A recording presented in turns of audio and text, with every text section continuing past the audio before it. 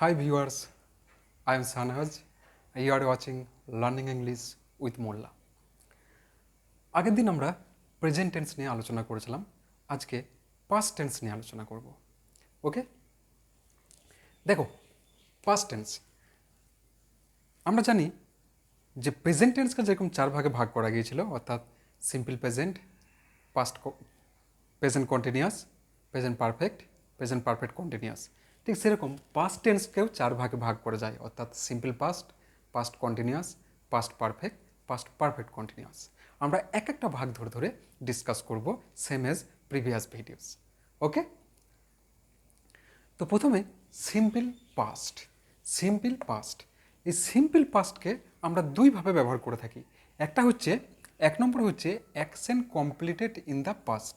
Action completed in the past অর্থাৎ অতীতে কোনো কাজ হয়ে গেছে, এখন নয়, অতীতে হয়ে গেছে, 5 দিন আগে হয়েছে, 10 দিন আগে হয়েছে, 2 বছর আগে হয়েছে, অতীতে কোনো কাজ হয়ে গেছে, সেটা বোঝাতে আমরা সিম্পল পাস্ট ব্যবহার করি।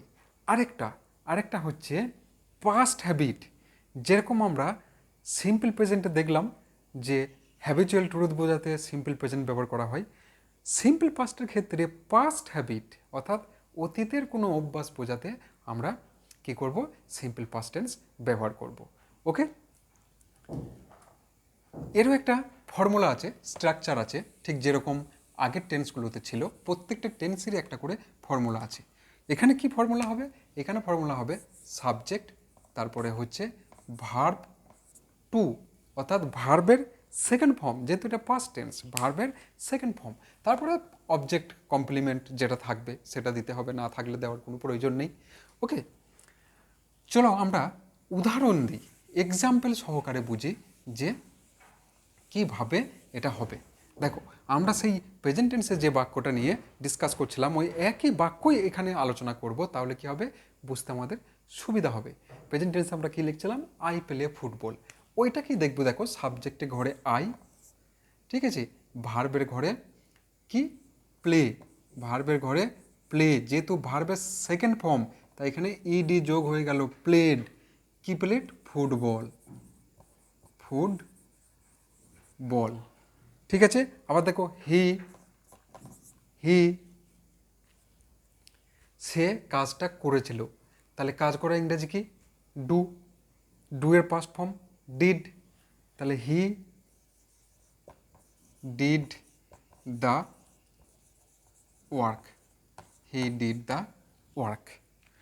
দেখো এই ফর্মুলা মিলে যাচ্ছে, এখানে অবজেক্ট দিয়ে দাও তাহলেই বুঝতে পারবে, অবজেক্ট বা কমপ্লিমেন্ট, ঠিক আছে। তাহলে দেখো সাবজেক্টে ঘরে আই, ভার্ব, এ দেখো ভার্ব, এ দেখো অবজেক্ট কমপ্লিমেন্ট, অবজেক্ট কমপ্লিমেন্ট, এ দেখো সাবজেক্ট, এ দেখো ভার্ব টু, এ দেখো অবজেক্ট কমপ্লিমেন্ট। ওকে, তাহলে এক নম্বর যে ব্যবহারটা অর্থাৎ সিম্পল পাস্ট আমরা ব্যবহার করি অতীতের ঘটনা বোঝাতে, সেটা ক্লিয়ার হলো। আশা করি ভিউয়ার্স তোমাদের ক্লিয়ার হয়েছে। এরপর বন্ধু, আমরা 2 নম্বর যে ইউজটা অর্থাৎ অতীতের অভ্যাস বোঝাতে, অতীতের অভ্যাস বোঝাতে আমরা সিম্পল পাস্ট ব্যবহার করে থাকি। এখানে একটা জিনিস তোমাদেরকে লক্ষ্য রাখতে হবে, অতীতের অভ্যাস বোঝাতে আমরা উড বা ইউজ টু এই দুটো কথার মধ্যে একটা অবশ্যই ব্যবহার করব। এখানে একটা জিনিস তোমাদের ক্লিয়ার করে দিই, এই উড আমরা ব্যবহার করি স্পোকেন ইংলিশের ক্ষেত্রে, আর ইউজ টু ব্যবহার করি রিটেন ইংলিশের ক্ষেত্রে। অর্থাৎ উড ব্যবহার করা হয় স্পিকিং, যখন কথা বলি তখন, আর ইউজ টু ব্যবহার করা হয় যখন লিখি তখন। ওকে, চলো তাহলে আমি একটা এক্সাম্পল দিয়ে তোমাদের বোঝাই। দেখো, the servants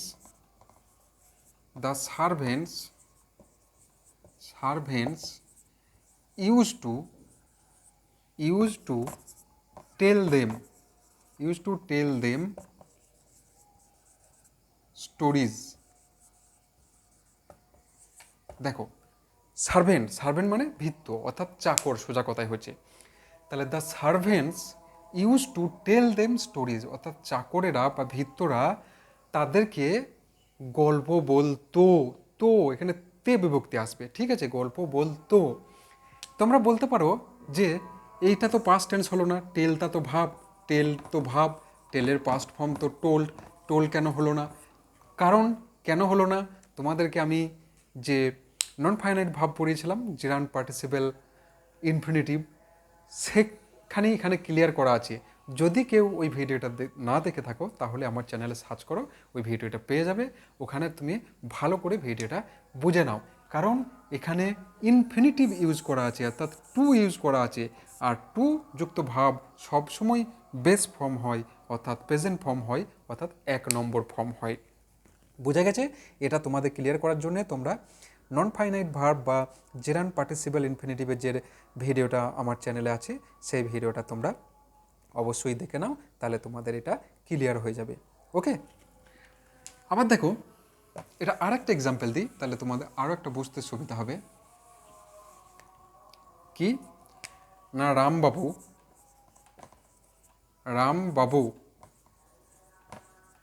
used to bath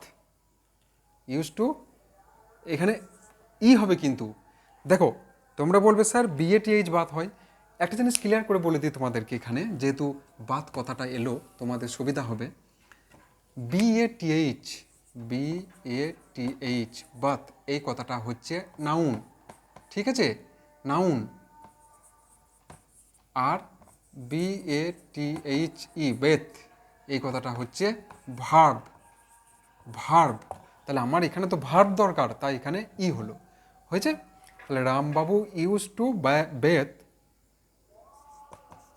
in the river, অর্থাৎ রামবাবু কি করতো না নদীতে স্নান করতো। ক্লিয়ার? বোঝা গেল তাহলে সিম্পল পাস্টের ব্যবহার। ওকে, এরপর আমরা ব্যবহার করব বা শিখব পাস্ট কন্টিনিউয়াস। পাস্ট কন্টিনিউয়াস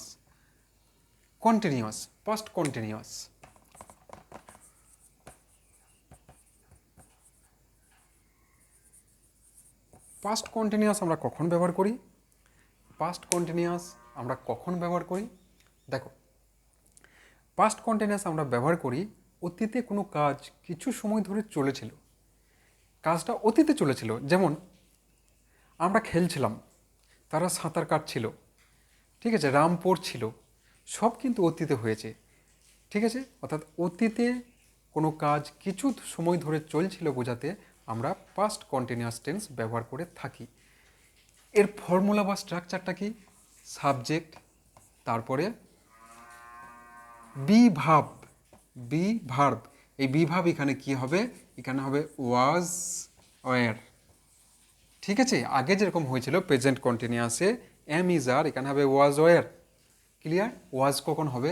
ওয়াজ হবে যখন সাবজেক্ট সিঙ্গুলার থাকবে, আর ওয়্যার হবে যখন সাবজেক্ট প্লুরাল থাকবে। ক্লিয়ার? বেশ, তারপরে হচ্ছে VING, অর্থাৎ ভার্বের সাথে ING, তারপরে অবজেক্ট বা কমপ্লিমেন্ট যদি থাকে, না থাকলেও অসুবিধা নেই। ক্লিয়ার? তাহলে এক্সাম্পল দেখো, এক্সাম্পল আমরা যেটা ব্যবহার করছি, আই পেলে ফুটবল, ওইটা কি এখানে ব্যবহার করি? দেখো, আই ওয়াজ প্লেয়িং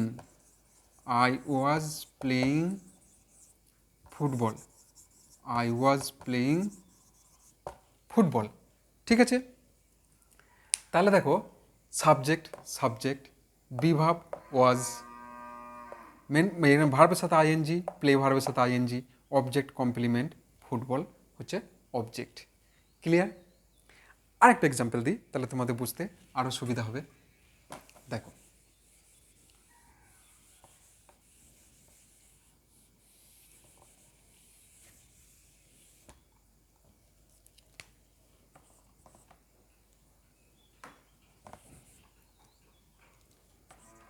দে, বিভাবটা আমি বসালাম না এখন। রিডিং, দে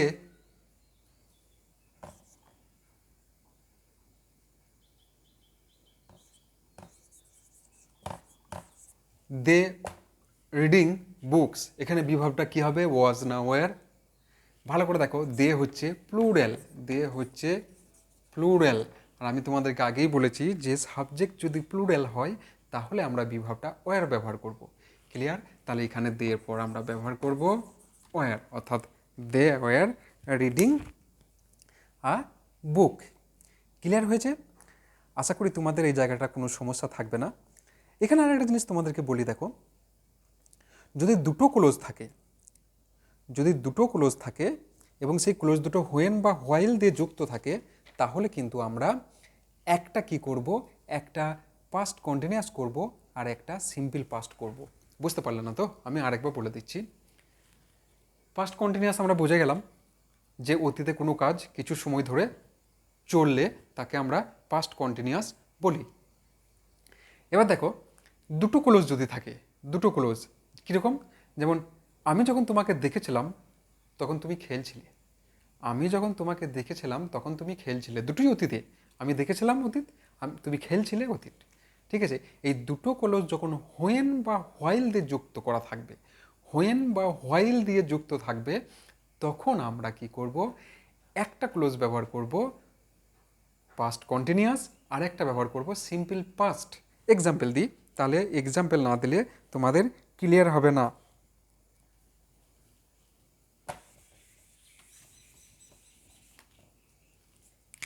দেখো, I saw you while you were playing in the field.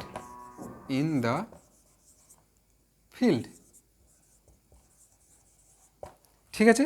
অর্থাৎ কি লিখলাম না, আমি যখন তোমাকে দেখেছিলাম তখন তুমি মাঠে খেলছিলে, মাঠে খেলছিলে।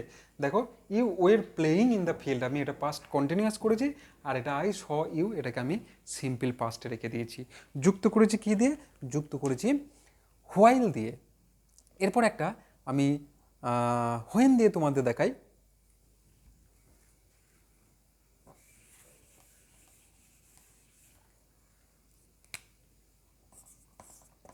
It was raining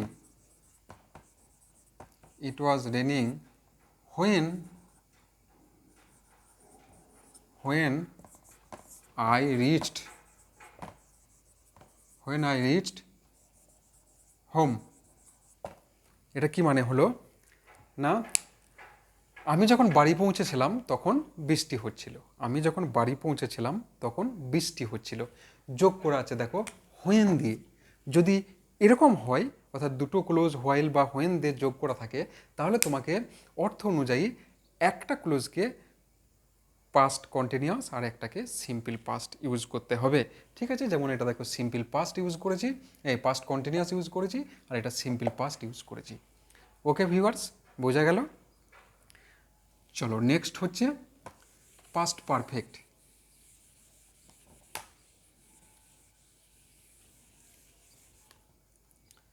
past perfect আমরা কখন ইউজ করব? পাস্ট পারফেক্ট ইউজ করব, খুব ভালো করে শোনো। দুটি কাজ অতীতে হয়ে গেছে, যে কাজটা আগে হয়েছে তার ক্ষেত্রে পাস্ট পারফেক্ট, আর যে কাজটা পরে হচ্ছে তার ক্ষেত্রে সিম্পল পাস্ট। কি বললাম? দুটো কাজই অতীতে হয়েছে। যেমন দেখো, ডাক্তার আসার আগে রোগীটি মারা গেল। কোন কাজটা আগে হলো? রোগীটি মারা গেল। তাহলে এক্ষেত্রে আমরা রোগীটি মারা যাওয়ার ক্ষেত্রে আমরা ব্যবহার করব পাস্ট পারফেক্ট, আর ডাক্তার আসার ক্ষেত্রে ব্যবহার করব সিম্পল পাস্ট। ক্লিয়ার? এর ফর্মুলাটা কি? সাবজেক্ট, তারপরে হ্যাড।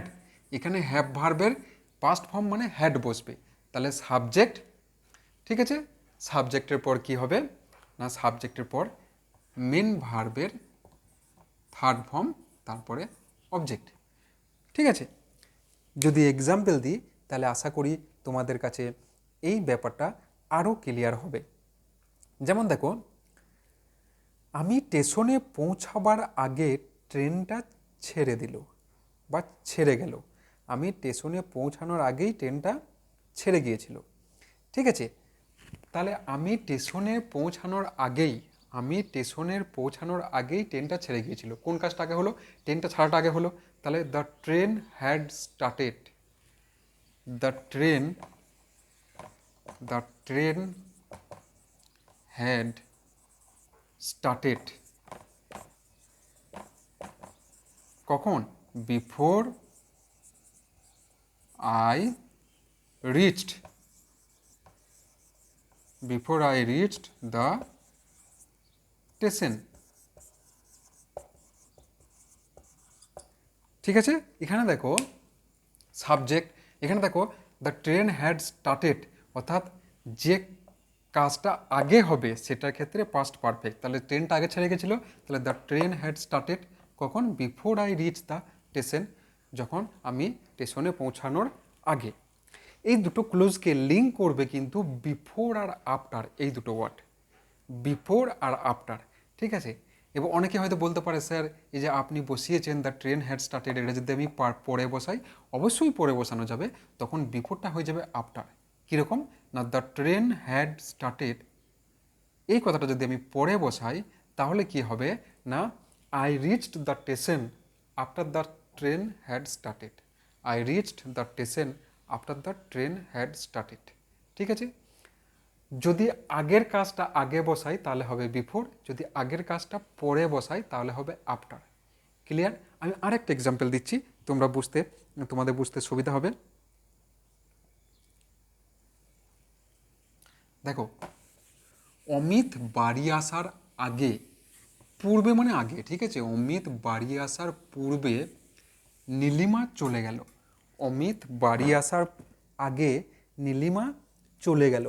তাহলে নীলিমা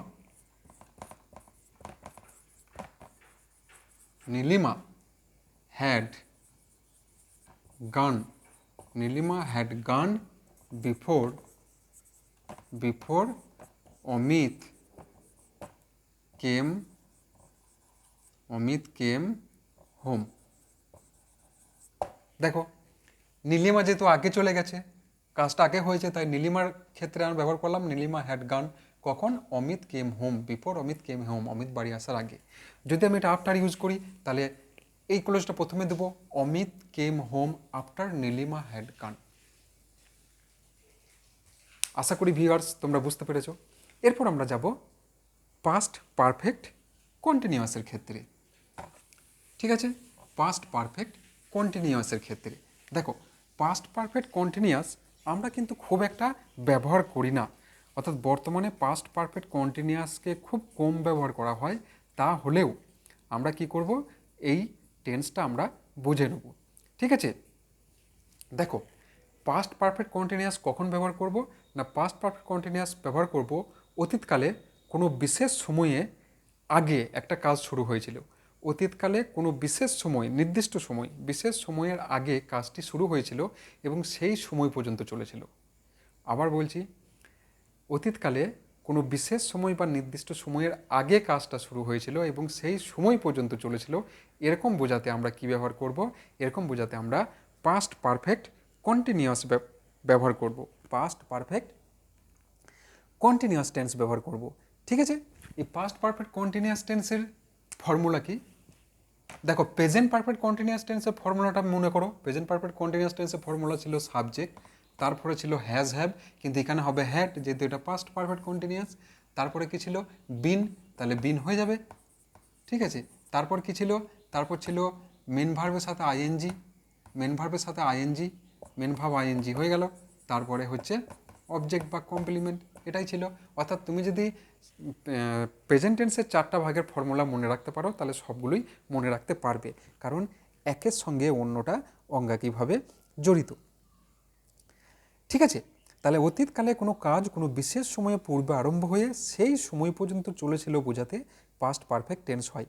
এখানে একটা কথা বলে রাখি, এখানে যদি দুটি কাজের কথা উল্লেখ থাকে তাহলে যে কাজটা আগে থেকে চলছিল তার ক্ষেত্রে পাস্ট পারফেক্ট কন্টিনিউয়াস, আর যেটা পরে হয়েছিল সেটা সিম্পল পাস্ট। যেহেতু আমরা পাস্ট পারফেক্ট কন্টিনিউয়াস টেন্স ব্যবহার করি যে অতীতে কোনো নির্দিষ্ট সময়ে কাজ শুরু হয়ে সেই সময় পর্যন্ত চলেছিল এরকম বোঝাতে, এক্ষেত্রে যদি দুটি কাজের কথা উল্লেখ থাকে তাহলে যে কাজটা আগে হয়েছিল তার ক্ষেত্রে পাস্ট পারফেক্ট কন্টিনিউয়াস, আর যেটা পরে হয়েছিল তার ক্ষেত্রে সিম্পল পাস্ট। ক্লিয়ার? এক্সাম্পল, উদাহরণ না দিলে এই জিনিসগুলো ক্লিয়ার হবে না। দেখো, ট্রেনটি ছাড়বার আগে আমরা খেলা করছিলাম। ট্রেনটি ছাড়বার আগে আমরা খেলা করছিলাম। দেখো, তাহলে উই হ্যাড বিন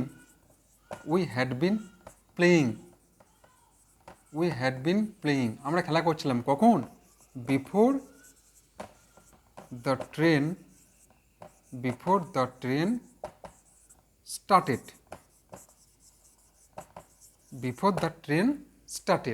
ঠিক আছে, বিফোর দ্য ট্রেন স্টার্টেড। অর্থাৎ কি বললাম না, ট্রেনটা ছাড়বার আগে আমরা খেলা করছিলাম। কোন কাজটা আগে হয়েছে? আমরা খেলা করছিলাম, সেটা আগে হয়েছে। তাহলে উই হ্যাড বিন প্লেয়িং। ঠিক আছে, তারপরে ট্রেনটা ছেড়েছে, তাহলে দ্য ট্রেন স্টার্টেড।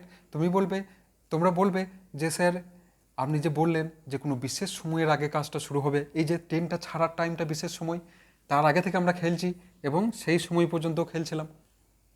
ক্লিয়ার? বেশ, আর একটা এক্সাম্পল দিই, তাহলে আশা করি তোমাদের এটা বুঝতে সুবিধা হবে। ঠিক আছে,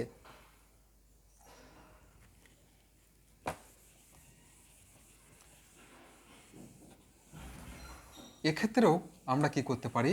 এক্ষেত্রেও বিফোর আর আফটার আমরা বসাতে পারি। অর্থাৎ আমি যদি বিফোর বসাই তাহলে আগের কাজটা আগে বসাবো, আর যদি আগের কাজটা পরে বসাই তাহলে আমরা আফটার বসাবো।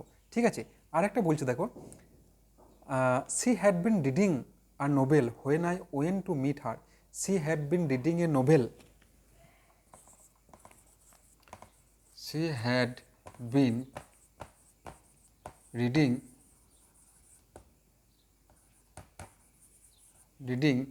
a novel. She had been reading a novel when I went to meet her.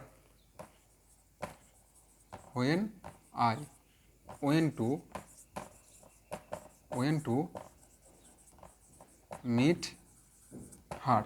দেখো, আমি যখন তার সঙ্গে দেখা করতে গিয়েছিলাম তখন সে নোভেল পড়ছিল। তাহলে আমি যখন তাকে দেখা করতে গেলাম সেটা হচ্ছে নির্দিষ্ট সময়, তার আগে থেকে সে নোভেল পড়ছিল, এবং আমি যখন গেলাম দেখা করতে সেই সময়েও নোভেল পড়ছে। ক্লিয়ার? তাহলে কি হচ্ছে না, পাস্ট পারফেক্ট কন্টিনিউয়াস হচ্ছে যে অতীতে কোনো নির্দিষ্ট সময়ের আগে কোনো কাজ শুরু হয়ে সেই সময় পর্যন্ত চললে সেটা পাস্ট পারফেক্ট কন্টিনিউয়াস টেন্স হয়। এক্ষেত্রে যদি দুটো কাজের কথা উল্লেখ থাকে তাহলে যে কাজটা আগে হয়েছে সেটা পাস্ট পারফেক্ট কন্টিনিউয়াস, যেটা পরে হয়েছে সেটা সিম্পল পাস্ট। ওকে, আশা করি তোমাদের ক্লিয়ার হয়েছে কনসেপ্টটা, অর্থাৎ পাস্ট টেন্সের যে চারটা ভাগ, সেই চারটা ভাগ আমরা কখন ব্যবহার করবো এই কনসেপ্টটা আশা করি তোমাদের ক্লিয়ার হয়েছে। যদি ভিডিওটা ভালো লাগে একটা লাইক করো, আর চ্যানেলটা সাবস্ক্রাইব থাকে আমার সঙ্গে থাকো, তাহলে পরবর্তী ভিডিওগুলো আপলোড হলে তোমরা সবের প্রথমেই নোটিফিকেশান পেয়ে যাবে। ওকে, থ্যাংক ইউ।